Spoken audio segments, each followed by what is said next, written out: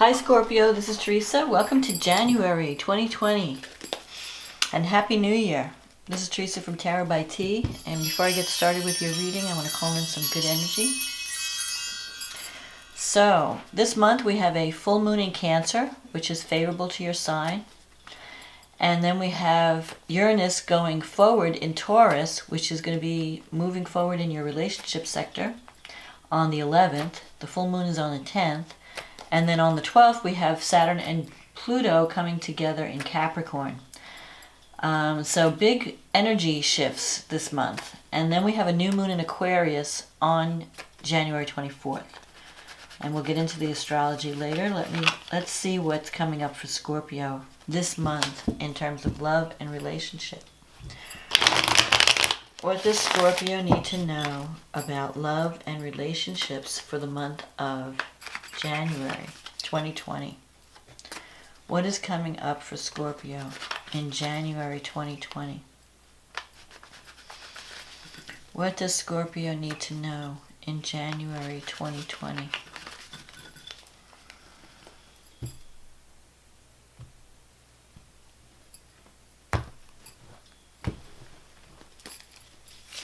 The Page of Pentacles, the Queen of Cups, the Hierophant, the Empress, the King of Pentacles, the Knight of Pentacles, the Ten of Wands, the Two of Cups, the Temperance, and the Seven of Cups. Okay, so there could be a new relationship or... Alright, so starting out with the Page of Pentacles crossed by the Queen of Cups. You're open for the new. You're ready for something new in love or in a relationship. This is a card of the student. It's a card of someone who's open to new ideas. You might be learning some new skills in January. In a relationship, though, you could be starting a new relationship because the page is like the beginning. It's someone new, something just beginning, at the beginning stages. It could be with an earth sign because you have the King of Pentacles, the Page, the Knight, and also the Hierophant here. The Hierophant sometimes can represent Taurus energy, but if it's an earth sign, it could be Capricorn, Virgo, Taurus. Even if it's not the sign, the personality of this King of Pentacles is someone who is very traditional, maybe a little stubborn at times. This person owns a lot of land. This person deals with money. This person represents financial security. He could be an entrepreneur, he or she. And he cares very much about home and family. He could be a little bit... He's not the most exciting person because he's very traditional, very stable. But he is someone you can depend on. He represents security, stability, dependability. He's not one of these like playboy types. He just is a regular guy, cares about his family, cares about his home, wants to provide for them. So you could be connecting with someone that fits this description this month. Someone that is going to bring more security and stability to your life. The only thing is, and abundance, because I'm seeing these great cards like the Hierophant and the Empress. There's a lot of family energy around this and abundance around this person. And this person could be a little bit on the conservative side, maybe a little bit stubborn or set in their ways. And here's you, the Queen of Cups, the water sign, intuitive, sensitive, psychic, compassionate, someone who's got deep feelings. And so you're connecting with someone I think that you're going to find very compatible because you have this Temperance card here and the Two of Cups. This is a soulmate connection. This is someone that you really see eye to eye with. You really connect on a lot of levels. But the relationship will be a slow process because this person, this king, does not like to rush. So whoever you're dealing with, they want to take things slow. They want to slowly get to know you, slowly move. It's not going to be like in the past. Like some people, you meet them and they're hot and heavy right at the beginning and you're like, you're a thing right away. Not with this person. This king is going to take his time, he or she. They don't like rushing into things. They like to take things slow. They like to make sure that they're on the right path. But this is good because it's going to represent something that grows slowly, but it's more stable over time. And you're going to find that you have a strong connection with this person. And you're very compatible with the Temperance card. Even though you're very different. In some ways you're very different. But you're also, you blend well together. And you're going to learn through this relationship about how to compromise, how to meet someone in the middle. Like you can't always have it your way, or he can't always have... Like if you've been in relationships in the past where it's been one-sided, either the other person's way or your way, it's going to be more of a blended, equal partnership. Because the Temperance is about two sides meeting together, balancing two energies so that you can create a strong center. So you can blend, so that together with the both of your energies, you're even more powerful together as a team than you would be on your own. And the Temperance card also relates to the Archangel Michael. So you're being divinely guided. This is in your wish fulfillment sector. You're going to feel that this is right. You're going to feel like, why am I called to move in this direction? Because you're being guided by Spirit. The Hierophant, you're looking for a serious relationship. You're looking for something that's committed, that's going to lead to commitment. And it's going to lead to having a family. These are your goals. Your goals are to create a home, to create a family, to feel a sense of security. If you've been involved in relationships in the past that didn't offer you that, this time around, this is what you're looking for. And you're willing to take the time to develop that. You're not going to settle for less. You've been carrying a heavy burden with this Ten of Wands. Maybe you've been working really hard. You've been carrying a lot of responsibility. You've been struggling on your own. And this is coming to an end. When you reach the Ten of Wands, you get to put your burdens down. Even though a part of you is doubting that possibility, you're thinking, oh, when am I ever... I've been like struggling. Life feels like a struggle from the cradle to the grave. You've been feeling that energy, that heavy energy. And you've been feeling it so long that you can't imagine that it's ever going to come to an end. But it will, and it could be through this relationship. That this person brings not only financial support, but emotional support and security and stability. You're going to feel safe with this person. Because this person, they like to do the right thing. They're very traditional. They're not one, if they make a commitment, they stick with it. So this could be someone that's on the horizon in January. If you already know them, you're just going to be getting deeper into the relationship. If you're not involved in a relationship, then this could be someone new that comes into your life that offers you this stability. You have the Seven of Cups here as an outcome. So you may have more than one option in January, and you're going to have to make a decision. But I think that you will come to a decision in January. You're going to realize what the right choice is, and you're going to stop wondering and choose a path that fits you. Because with the Seven of Cups energy is about dreaming about the possibilities but not taking action. But I think when you meet this person, you're going to realize, okay, I've met someone that I can really have a relationship with, and that's going to end the confusion. And you're going to choose a path, even though it's going to take some time and work to develop. It's going to be stable. It's going to be a stable path that's going to give you a lot of what you're looking for. The Empress, home, family, abundance, fertility. For some of you, you might even want to have children with this person. Or even if you're past the childbearing age, you're going to want to create something that feels like home. So you could be setting up house where you're sharing, relatives, like children from other marriages, grandkids, whatever. You're bringing everyone together. You're creating that home.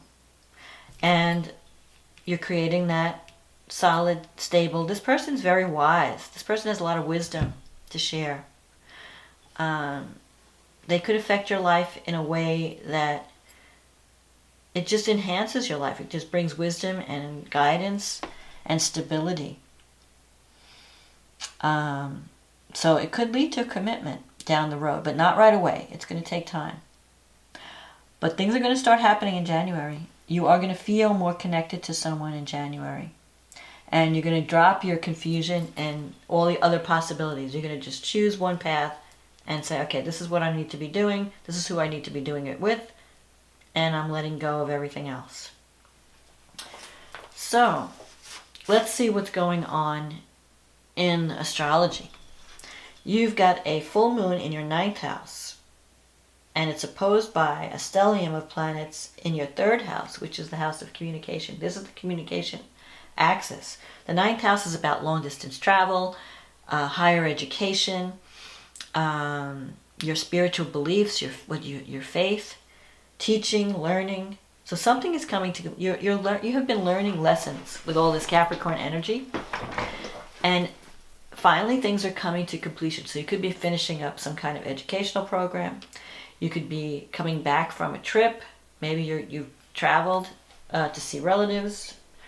And now this is, you worked out some, like your relatives, you have a lot of heavy energy in Capricorn with relatives. The 3rd house is brothers, sisters, aunts, uncles. So, there's a lot of karma connected with that. There's a lot of responsibility connected with these topics. And at the full moon, you're going to see the truth about your relationship with these siblings and with these relatives and with your neighbors. And there may be some serious conversation or serious thinking around that, around family. When Pluto and Saturn come together, which is going to be on January 12th, which is 2 days after this full moon on the 10th, you may come to some conclusions about how you're relating to these people. Saturn in Capricorn wants you to see the reality. Mercury in Capricorn is helping you to think clearly and communicate clearly. Pluto wants to transform you. Pluto is saying, okay, what patterns or habits have I been repeating that maybe no longer make sense anymore? And I need to make changes with how I relate to these people, how I communicate to these people, how I am seen by these people. Because the sun is there. The sun is your ego, your identity. So maybe your identity has been shaped by your relatives, and it's been along conservative lines. And now you're thinking, I need to form relationships that are not so restrictive, that are not so conservative or limiting. I need to form relationships that are more nurturing. And that's where the moon in Cancer comes in. So, and to do that, you might need to reach out beyond your family, beyond your immediate family, and connect with people that are outside of your comfort zone, that are different than you. So if there's a relationship coming into your life, it could be with someone from a different culture, where you have to expand your awareness to incorporate this person, because they're raised in a different framework. Mars is going through your 2nd house, so your expenses are high, but that's only going to be temporary. Once Mars moves out of the 2nd house, things will calm down. Uranus is in your 7th house right now, and it's making a trine to Jupiter. Jupiter just moved into Capricorn in your 3rd house. So you could be meeting someone very unexpectedly in your neighborhood. You know, you travel around and suddenly you bump into someone out of the blue. And this person is a free spirit, and it's going to bring new life to your partnerships. You have to give each other a lot of freedom. You can't tie this person down. This person's very different than anyone you've known before. So if you allow this person to be free and you incorporate this unique personality into your life, it's going to change your life in ways. It's going to open you up to new beliefs, new ideas. You're going to learn a lot from this person. And Jupiter brings opportunity. So opportunity is knocking. Let this new energy, Uranus wants to shake up your relationships. If they've been too stagnant, if things have been like just not going anywhere, Uranus is going to bring in Taurus, it's going to bring stability, but it's going to bring excitement and surprise. And now that Uranus is going to go direct starting January 11th, that weekend there could be some, just be prepared for some unexpected events. Because when a planet changes from retrograde to direct, when it stations, it's very powerful. So there could be, and if things felt blocked in relationships, it's because Uranus was going backwards. It was retrograding in your relationship sector. So now that it's moving direct, things should start to move as well. You have the North Node in the 9th house, so this is really a good time to either go back to school, either teach your wisdom, teaching or learning or connecting with foreign cultures, changing your belief system, changing what you believe, learning new skills around spirituality, learning new skills that help you with your job. If you are in a relationship, there might be travel connected with this person. This person might be traveling. You have to give this person a lot of freedom because they're very different. So don't try to lock this person down. Don't try to restrict them. That will only hurt your relationship. If you give them enough freedom, you're going to find that you really get along really well and that it will improve your relationship immensely. And this person can bring excitement and new life into your relationships. The new moon is falling in your 4th house in Aquarius.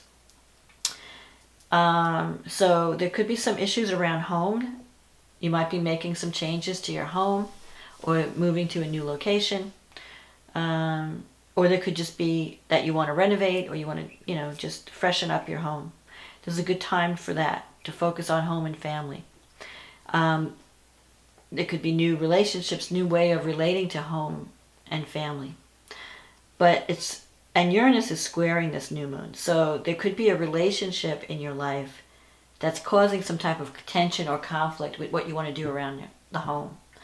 So you could be arguing with a partner over where to live maybe, or or you could be distracted from what you need to do at home. If you're working at home or you're doing things around the house, this person may pull you away from that. You have Venus and Neptune coming together in your 5th house. This is very romantic. This is soulmate energy, spiritual connection. You might meet someone that you really have a spiritual connection with. It's a great time for any type of creative expression, especially in the 5th house. So if you wanted to paint or sing or to create music or art or write, this is the time to do it. You're going to be at your most creative when Venus and Neptune come together. It can bring a very romantic experience with someone of the opposite sex or the same sex, depending on what a romantic partner. But with Neptune, if it's in a relationship situation, there's always a little bit of a glamour surrounding the relationship. So you want to make sure you're seeing your partner realistically and don't get carried away with Neptune, because everything seems wonderful and glittery when Neptune's involved. And later, as you get to know them, the real human being will come out. So you might put someone up on a pedestal thinking they're this wonderful person. Oh, I met this perfect person, and give it some time, and they'll still be wonderful, but they'll be more human once Venus moves away from Neptune. So, and you want to make sure that you're not attracting someone that is needy or needing you to save them, because that can happen sometimes when Neptune's in the 5th house, that you attract someone that needs saving. You don't want to save anybody. You don't want any diamonds in the rough or works in progress. You have to be realistic about your relationships when Neptune's there. It could be wonderful. You could be connecting with someone who's a true soulmate, but you could also be deluded by the glamour of the person. So just don't get carried away and you'll be fine. Jupiter in the 3rd is making you feel more optimistic. You might have resolved around the new moon, around the full moon, certain issues may have come up around siblings and family and communication, and you may have gotten some things out that needed to be said. You might have reached critical mass where you had a falling out, or not even a falling out, but just okay, this is where it's at and we need to resolve this. Jupiter comes in to make you feel more optimistic. So maybe you've worked out some conflicts, things that you've been keeping to yourself, and now you're talking, you're communicating. So Jupiter brings hope and opportunity to resolve any conflicts. Mars in the 2nd is still in your 2nd at this new moon, so but Mars is sextiling Mercury in the 4th house. So if you're doing anything around, maybe you're hiring a contractor to work on your home. It may be expensive. You may be, having to negotiate a contract that has to do with some work around the house, or you might be working from home, negotiating some kind of financial situation. That can bring positive energy because Mars is sextile Mercury. So it's a good time for contracts to work on. You may have to fight for what you want. Like if you have a job opportunity and you're negotiating a contract, they may not want to pay you what you're wanting, so you may have to argue or work harder to get them to agree to your terms or your salary. But you can do it. Mars is sextile. Now, the sextile aspect, it doesn't bring luck automatically. You have to do something. You have to take action. So if you take action and communicate and reach out, it can work out well for you. Let's see, what else is happening? Venus conjunct Neptune. Venus is sextile Jupiter. So it's really Venus sextile Jupiter.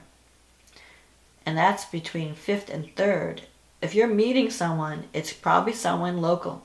Someone that you meet running around town. You could just bump into someone you haven't seen in a while. Or someone that you're interested in. It's just like serendipity. And Venus sextile Jupiter. Jupiter represents opportunity. Venus is love, money, financial, success. So you could run into someone that has some kind of opportunity where that benefits you either in terms of love or money. So it's a good time to deal with financial issues right now, especially if they involve your siblings. So if there's some kind of money issue that has to be resolved, Jupiter can help you resolve it. If you have, because Venus is also in the 5th house, it could be money or something or dealing with children. You might be helping your children out financially. And that's why your expenses are rising too. Maybe a kid needs extra support. But as far as romance, it is on for January. You've got this 2 of Cups here. I feel like you're going to be connecting with someone very stable, very financially secure. Someone who's going to bring a stable and secure energy to your life. So if you've had relationships that were kind of flighty and fly by night and up in the air and volatile, this person might be a little bit more stable. The only thing is, because Uranus is there in your 7th house, you have to give each other freedom. It may be an unconventional partnership where you might not even get married. You might just decide to just be friends and live together or something. It's going to be a departure from what you have wanted in the past. One thing you have to remember is not to not to make the first person feel tied down or limited in there, because they need a lot of freedom. You both do, actually. One of you might even have a fear of commitment or a fear of being tied down. So if you could give this person freedom, you could find that and meet each other halfway and compromise, create this win-win energy. You could find that you're connecting with someone that you have a strong connection. You can make a strong connection this month. So I hope you enjoyed this reading, Scorpio, and I wish you the best for January and the year ahead. Much love, much luck, much success, and abundance. And I want to say thank you to everyone who has supported this channel by liking, by subscribing, by commenting, by ordering readings. If you'd like a private reading, you can click on the link in the description box and I can give you a reading that's more tailored to your specific situation. Since this is just a general reading, we can look at your life and focus just on you and your situation. So have a wonderful January, have a happy new year, and I will talk to you next month. Okay, bye now.